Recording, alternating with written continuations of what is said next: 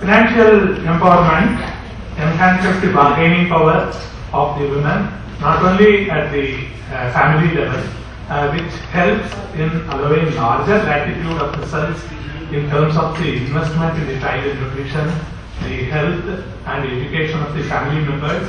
Thereby, they help regenerating the future workforce. Therefore, we thought we should organize a program of empowerment of women with the main focus of access to finance for women entrepreneurs. India has a long history of banking development. After independence, several institutional frameworks and policy frameworks have been announced by the Government of India as well as the Reserve Bank of India to develop a sound banking system of which that could support planned economic development or the policy formulations through mobilization of resources as well as deposits, and also channel them to productive sectors. However, the access to finance for women have been kind of a major factor that is impeding the growth of women-owned businesses in India. Several initiatives have been taken by the government to support the women entrepreneurs.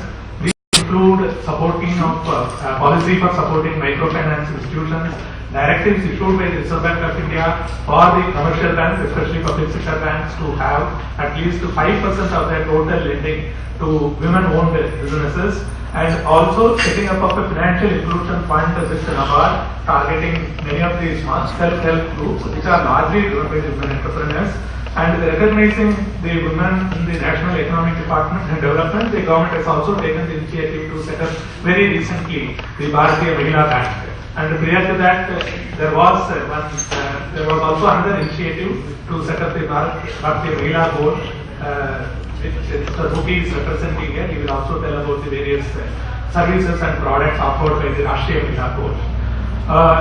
Despite all these, it is a fact that improving financial support for women would increase the number of new businesses, which in turn will boost the economic activity in the economy and enable the expansion of the existing women-owned enterprises and leading to its productivity and growth. Now I am coming to why Exim Bank and what we are doing to support this cause. We are a development finance institution focusing on the internationalization of Indian enterprises. I understand that many of you are here who are also exporting to various countries, and some of them I understand have even overseas entities. They have set up offices abroad. We support the exports.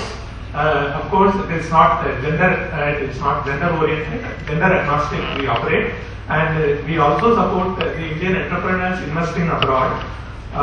We work with a large number of MSMEs. We help create a credit mechanism for the clusters, the small and medium clusters, and the projects, and also meet them at the firm level requirements to finance in the cluster. Both at the cluster level as well as the firm level, we support the businesses.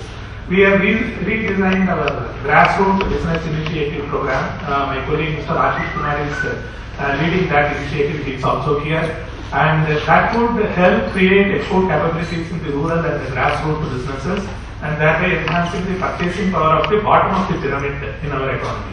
We also build the capabilities in the area of skill development, design, packaging, market development for specific MSME clusters. We have worked with several small and medium clusters which are largely oriented towards women enterprises. The objective of today's program is examine very closely with many multilateral institutions. One such institution is the Commonwealth Secretariat. Commonwealth Secretariat has heard about the India policy framework towards the women entrepreneurs or supporting the women entrepreneurs, and the recent institutionalizing of the Bharatiya Mahila Bank, and they wanted to document this and so that this can be replicated in other countries.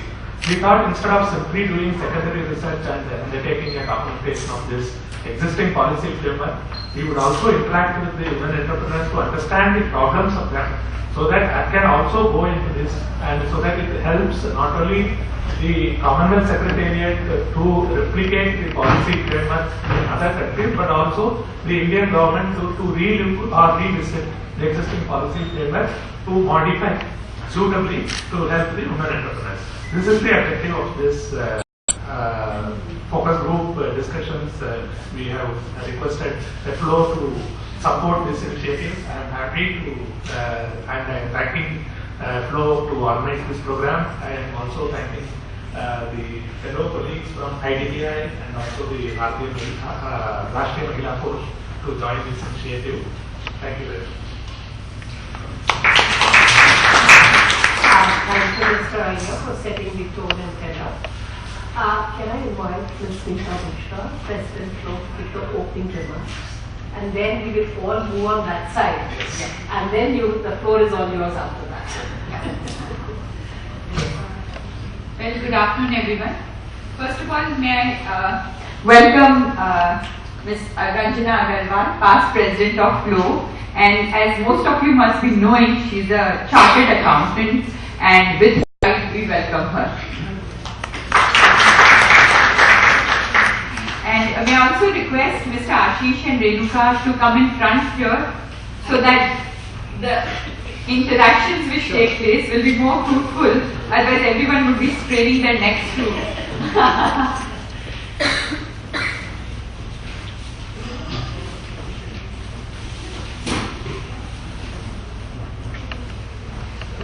And may I request you all in the very beginning also to make this session very interactive and come out with all your points, your queries, whatever thought processes that you have in mind, because the experts are all here and we need to make it very, very interactive and enriching for each one of us. Well, a very good afternoon to each one of you. It's a pleasure and privilege for FICCI Ladies Organization to partner with Exim Bank for this very important workshop on access to finance for women entrepreneurs. It is a simple statement of fact and one that has been reaffirmed by numerous studies time and again. But we are still far from where we need to be when it comes to economic opportunity for women. We all know that it is not easy. I do not need to tell you how women often confront more barriers than men in establishing and growing businesses. Access to finance is one of the major barriers faced by most of us, several others such as shortage of raw materials, cutthroat competition, lack of technical know-how and education, family problems. Besides this, problems like mobility constraints, dual responsibility, low managing ability, risk-bearing ability, etc. Women in India, no doubt, many of the women right here in this room have faced far greater challenges and difficulties that have resulted in restricting their growth and progress. Let me refer here to the fact that the World Bank considers gender equality as smart economics. Investing in each one of you individually may carry a degree of risk, but investing in all of you collectively is not a risk at all. It is a sure bet. When women are afforded equal partnership and opportunities, your companies, families, especially daughters, societies and countries benefit. Women spend significantly more of their income on food, healthcare, home improvement and schooling, creating a multiplier effect in local communities. And I am very happy to see young daughters also present here today. It will not only speed up economic growth and provide employment opportunities for women, but will create a cadre of women leaders. Since its inception, at Flo, we have been organizing a number of forums, roundtables, and other programs to inform and promote women's economic advancement through identification of common challenges and finding solutions to address them together. We look forward to continue these interactions and work towards common vision of expanding women's economic opportunities through exchanges of working solutions and creating synergies. I am sure that the discussions that ensue and the recommendations that emerge would go a long way in addressing the challenge women entrepreneurs face and mainstreaming women-led businesses. I welcome all the panelists, thank them for being here with us, and we look forward to some enriching interactions. Thank you. Before we do, I'll just let you know, the panelists, we did a study with UNISCAP and Goldman Sachs, and that was on the factors that hinder the empowerment of women through entrepreneurship nearly a year ago. So that is a different study and this is a different workshop. So I'm sure there will be some common overlaps, but definitely we look forward to good recommendations coming out today and you taking it forward with the Finance Ministry, where there could be some changes and an impact actually ensuing so that the issues of women are taken forward. Thank you.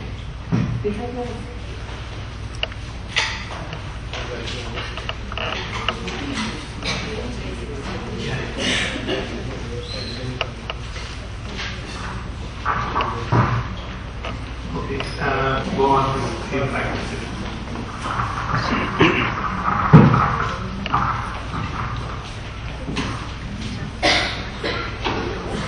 Yeah, good afternoon. FLO, Exim Bank, thank you for giving us the invite.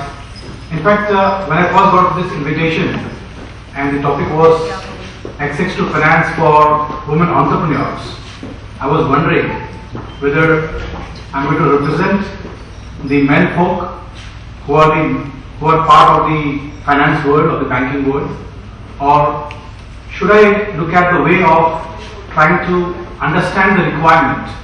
Because as you all know, IDBI Bank was a development bank earlier, and now we are in the commercial space.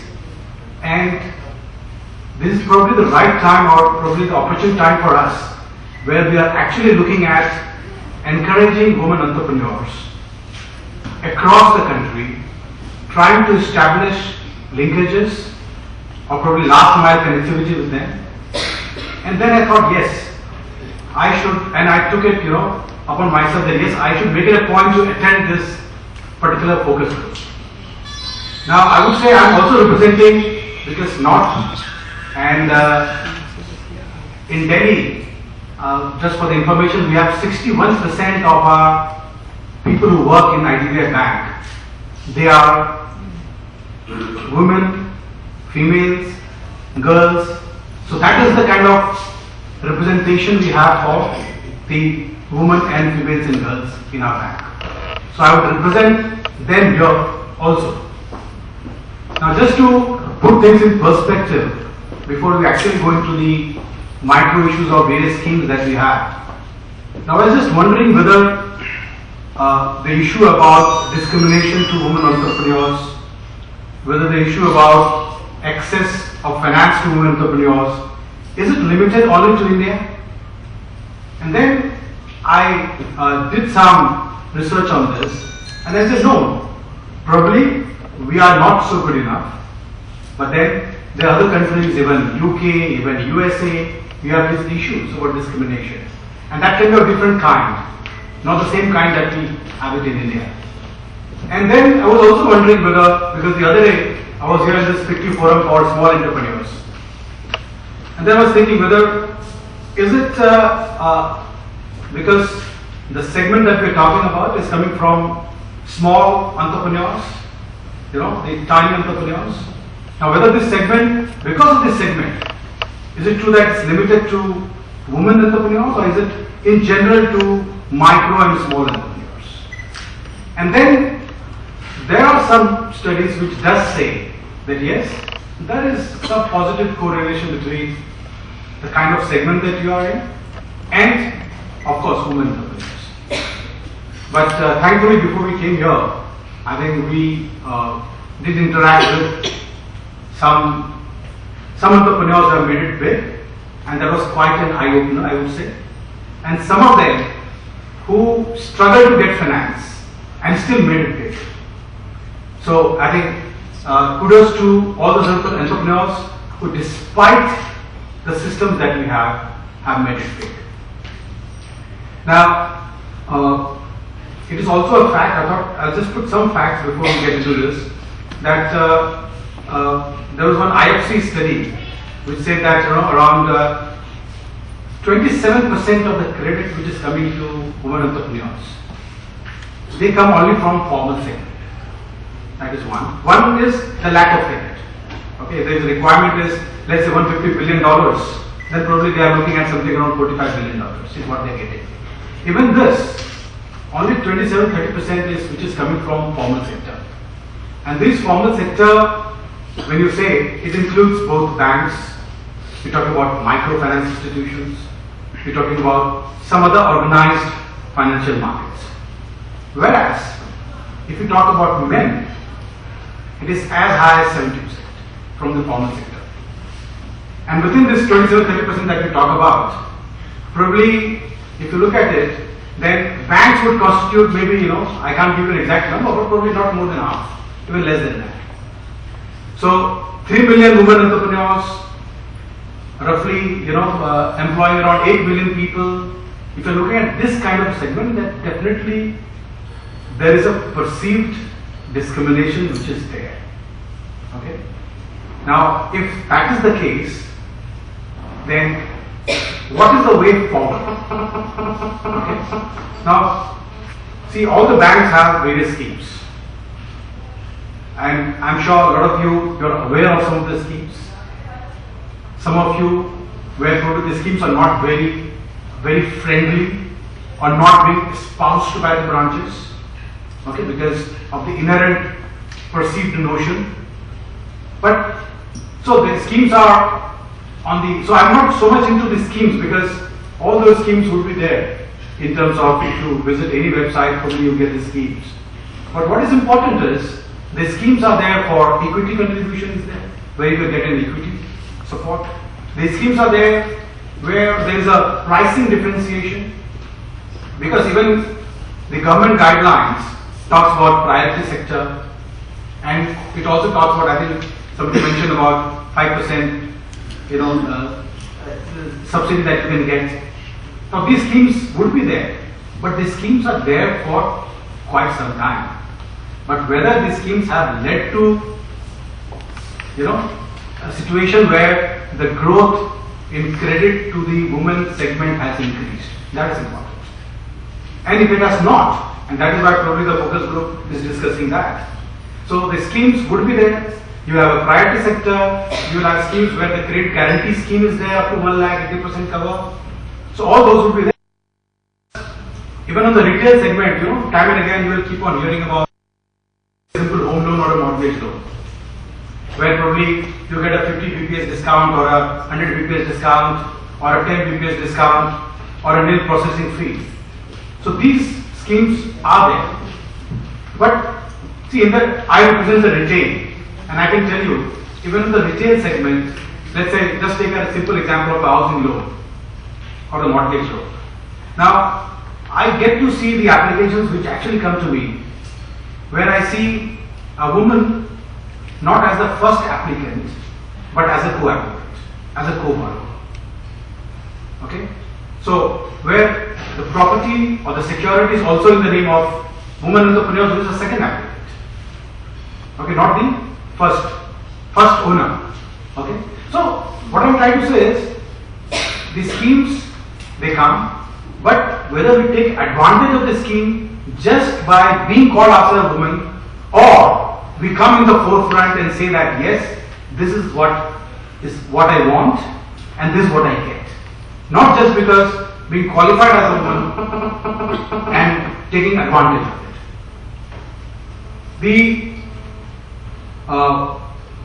You are all aware that even the kind of 3 million women entrepreneurs that you talked about, starting from somebody who is a tea seller to somebody at the grassroots level. The experience or the microfinance experience which has been and which is being quoted now, and thankfully the story about 11-12 is over, and we are now seeing a microfinance now slowly growing up. that more than 90%, 95% is the kind of credit worthiness which they have. So what is the issue? The issue is not so much about the repayment intention, okay? But then there are certain institutional aspects where it will come and the bank will say, yes, we are looking for these are the product guidelines that we have. Do you fit into these product guidelines? And if you fit into these product guidelines, and I think the discussion which we had just before coming here on the collateral aspect, that is something which probably doesn't encourage a woman entrepreneur to seek finance from banks and institutions. And more so in India, because you're talking about a different kind of a social setup, okay, or the legal setup that we have, where the collaterals are also not in the name of women, okay. So they are lopsided in favor of the men folk, and therefore the issue about co-application, first name being the husband's or first name being somebody who's a men folk, that comes into the picture. And therefore, what should be the framework going forward, which is important? And like in some other developed countries, we have the government, the let's say if it is UK, then you have British Bankers Association, the trade unions, they come together and they frame certain rules which are applicable to everyone. And certain things, why it can't be done in India as well? We have a very thriving banking sector. We have a body called Indian Bank Association. We have the government. We have trade organizations. FLO is one of them. Why can't we come together and talk about certain things which we can do in the short term without changing the rules right now, and then push for changing those rules in the medium term? I think somebody just discussed about cluster development. Okay, why can't we target the clusters? Make a cluster development program where there is a public-private partnerships. It can be, I think, there are a lot of clusters which are being developed, and I think FICCI is also in the forefront of that. Similarly, various kinds of interventions, like soft interventions, hard interventions. So you can have diagnostic study, like Exim Bank does a lot of diagnostic studies on various sectors, capacity building, framing associations. Similarly, hard interventions, like can we have common facility centers being set up? Okay, can we have mini tool rooms, design centers, training centers? Now these are certain things which you can easily go ahead without actually changing the ground rules, which probably banks would say, okay, we are not in a position to do it right now. Creation of physical infrastructures can be one of them. And there are certain things I thought, probably from the perspective of the women entrepreneurs, sitting from this side as a banker, which probably if they get certain things in place, it will be easier for them to access finance. And one of them was,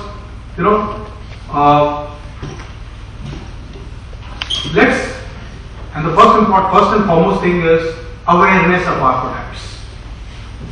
Are we aware of all the products? Or whenever we seek a finance, are we clear about the kind of business plan that we have? Whether this business plan will sell to the banker? Okay? But I can tell you, ma'am, that whenever at a grassroots or a granular level, whenever a case comes from a woman entrepreneurs with good business plan, okay, other things remaining same, a woman entrepreneur is being preferred than a man entrepreneur. Okay? So that is also a fact. Other things remaining the same, if you have a business plan, if you have done your documentation correctly, procedures being followed, have a good project, then they would be preferred over men entrepreneurs. Because people inherently, they would trust a woman entrepreneur more than a man.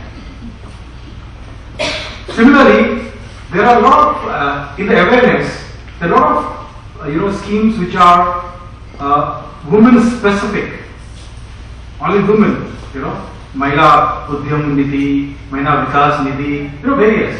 But whether we are able to take advantage of that, okay? So that will all fall under the probably the awareness part. And one key thing which I would request all of you is to keep your documents, to keep your finances, to keep your filings, because these days we are also governed by various guidelines. CIBIL guideline is one of them actually. So before any case actually comes to us at the ground level, from the ground level, you will see they will trigger the CIBIL. So unless you are aware, the little things, it's all about housekeeping. If you keep our housekeeping right, you will see that your CIBIL scores will be better. Whether we are filing returns in time, okay? Whether we have, I'll give you one example. A lot of cases where, for let's say small working capital or a term loan comes to us, and this is a shareholding is by a man, probably his spouse, daughter, son, all put together. You will invariably see that the CIBIL score, okay, of a lady would be -1. Okay, which means insufficient credit history. Okay, now which means that, okay, it's in our parlance that would actually mean that it's a deviation. Okay, it doesn't mean that you don't take a deviation, but it essentially means that you should have credit history, build in a credit history. Okay, as a credit card also gives you a credit history. A home loan gives you a credit history. Okay, so these are the little things when I say documentation or housekeeping, which would help a long way. And we have various attractive schemes for women entrepreneurs, for somebody who wants retail loans. Okay, now we are in the process as a bank. I would say that we are new bank. We are just 10 years commercial bank old. Otherwise we are DFI, and we are also building our relationship with various women entrepreneurs at the last mile. Okay, which means at the SHG levels, which means that trying to tie up with institutions or NGOs where we can actually on lend to the ultimate artisans or villagers, etc. And there you will find that mostly the target group is the women. Now, with these, I think, little words, I think I'll come back again if there are some more queries later. Thank you. Thank you very much, Mr. Mohit. May I now request Mr. Mukhi to deliberate on the various products and services there. Good afternoon, ladies and gentlemen.